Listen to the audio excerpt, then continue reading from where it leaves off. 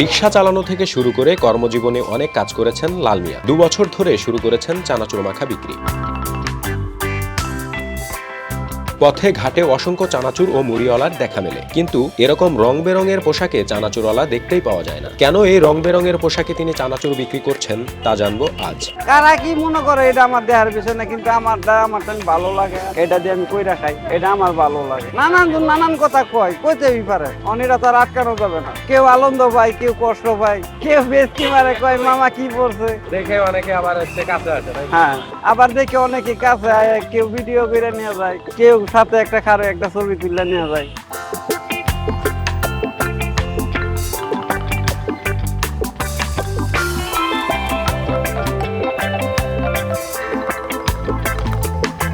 শুধু রং বেরঙের নজর কাড়া এই পোশাক পরিধানের ফলেই লাল মিয়ার উপার্জন বেড়েছে দ্বিগুণ। মানুষ তার পোশাকে আনন্দ পায়, পরিবারও খুশি। আমি পোশাক বানানোর আগে আমি 1000-1200 টাকা বিক্রি করতে পারতাম। অনেক পোশাকটা বানানোর কারণে 2000-2200-2500 সময় হয়ে যায়, এরকম বেচা কিনে হয় না। আমার কেউ বলে না, কারণ এটা দিয়ে আমি সংসার চালাই। আপনার পরিবারে কে কে আছে? আমার পরিবারে একটা ছেলে, একটা মেয়ে, আর আমার পরিবার। মেয়ে ক্লাস 9-এ পড়ে আর ছেলে 3-তে পড়ে। ওরা জিদ্দুর পড়বো, আমার ইচ্ছা আছে পড়ানোর জন্য। আমার সাধ্য মতো ওরা জিদ্দুর পড়বো, উদ্দুর পড়ানোর ইচ্ছা আছে, আমি জিদ্দুর কুলাইতে পারি। জানা যায় রং বেরঙের এই পোশাকই চানাচুরের ঐতিহ্যবাহী পোশাক, আর এই ঐতিহ্য ধরে রাখার চেষ্টা করছেন লাল মিয়া। ওনাকে দেখি অনেকদিন ধরেই, আজকেই খেয়েছি, কিন্তু আগেও খাইছি। ভালো, সে আকর্ষণ করে, একটু অন্যরকম লাগে। আমার কাছে ভালোই লাগে, ট্রেডিশনাল লাগে। হ্যাঁ, এটা আসলেই চানাচুরের পোশাক। আমরা যখন অনেক ছোট ছিলাম আমাদের মহল্লা এরকম দেখেছি এবং আরো ঘন্টিও দেখছি এদের সাথে। হ্যাঁ, মানে এই টাইপের গেট আপ, সাথে ঝুনঝুনি টাইপেরও কিছু ওনারাও করতো আর কি। এই জন্যই তো বললাম, একটু ট্রেন্ডি লাগে, ট্রেডিশনাল লাগে। অনেক মজাদার, অনেক সুস্বাদু। এর আগেও খাইছি, এখনো খাই। লোকটা অনেক সুন্দর, ভালো লাগে। আছে আমাদের সিরাজগঞ্জেও আছে, আমার হোম ডিস্ট্রিক্ট সিরাজগঞ্জ, আমাদের সিরাজগঞ্জেও আছে। হয়তো সিরাজগঞ্জে আসেন, দেখতে পারবেন ইনশাআল্লাহ। না, এই প্রথম দেখলাম।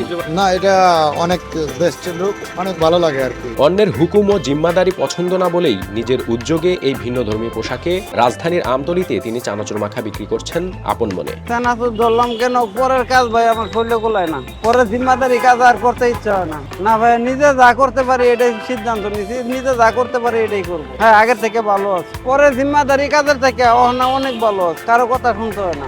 মাথায় করে বিক্রি করছি, মাথায় করে বিক্রি করার পরে দেখি আমার কষ্ট হয়, কষ্ট আর নাই গিয়া পরে এই গাড়ি বানাইলাম।